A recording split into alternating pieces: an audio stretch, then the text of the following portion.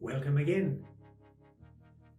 In fact, it's Christmas welcome. Christmas welcome from our YouTube channel to you, hoping that this will be a special time for you and your family and friends, when you can gather, all of you, to celebrate, either consciously or unconsciously, the birthday of Jesus Christ.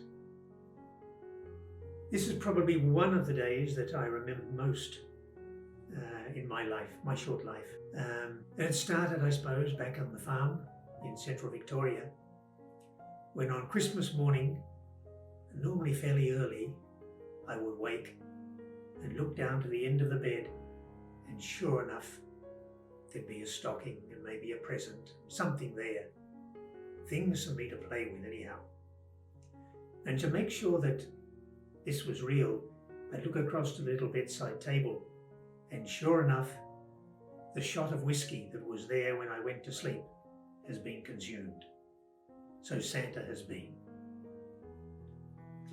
The other one would be more recently when I was in Lima, and fairly early there, I think, because I was trying to celebrate 3 masses on Christmas Eve, because the custom there is the Christmas Mass is at midnight on Christmas Eve. Over there, the 6 o'clock Mass starts when the people arrive, not when the Orario says. So we started much closer to 7, which meant that the 8 o'clock Mass also was delayed, and the 10 o'clock even more so. So as the Minister for Communion and myself came forward with the Ciboria to share communion, outside the fireworks took off, announcing that it was midnight, which meant everybody in the chapel out. We managed to give communion probably to half a dozen people, but everybody else fled. The children, the youth, the adults, the elderly, and even the choir, off home to be with their families at midnight on Christmas Day. So we packed up everything, and he hurried off to his family, and I went to the family that invited me. And the custom was, at midnight, everybody in the house gives one another a big Christmas abrazo, a big hug. Then we all go to where a small nativity scene has been constructed in the corner of one of the rooms. And there, the oldest or the youngest, depending on the family, would place a little image of the infant Jesus in the crib. It had not been there before, put in the crib. Then we'd have a little prayer, everybody would clap, and we'd adjourn to the table. That would be the tradition. And so even there, rather like here, it is a time of plenty. There are plenty of hugs and kisses and handshakes as the family gathers, this once-a-year event around the occasion of the birthday boy.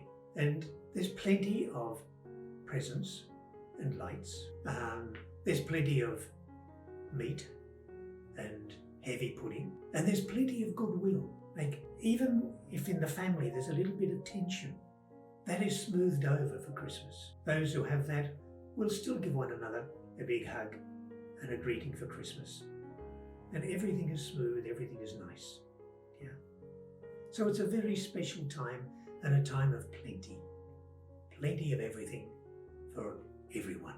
At least that's the case for most of us. Some families we know won't have that privilege and joy. And what I wanted to suggest today is something I suggested quite a while ago. And that is to see and listen and hear and feel those major moments on Christmas Day. I go to Mass on Christmas Eve, which I like better, because I like the carols at night. I think they sound better, somehow. And the lights seem to add to it. And it's a chance for me to acknowledge the birthday boy formally, and also a chance to get into the spirit, so that when I get up on Christmas morning, I'm into Christmas. The occasion is real for me.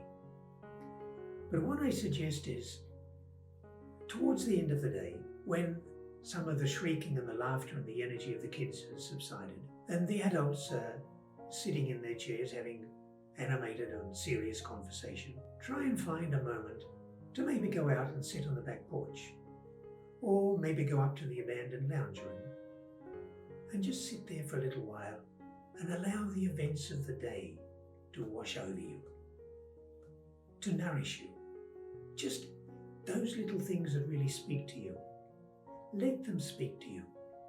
Let them take a little longer so that they're part of you and they nourish you for Christmas Day and for the days after. So the Christmas is not just the 25th of December, but Christmas continues on through the year.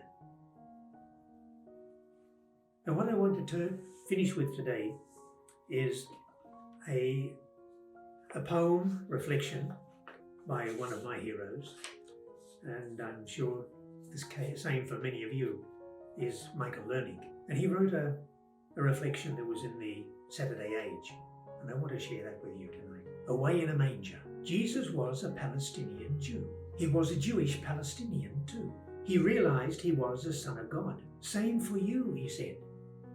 How sweetly odd. Love your enemies, he also said, which turned the local culture on its head. He was a light in all the dark and gloom. Some said he couldn't read the room, and yet we celebrate his birth by stopping from work, by drinking beer and shopping, or seeing in the earth and stars anew the little baby Palestinian Jew. Have a blessed Christmas. Enjoy the presence of the family.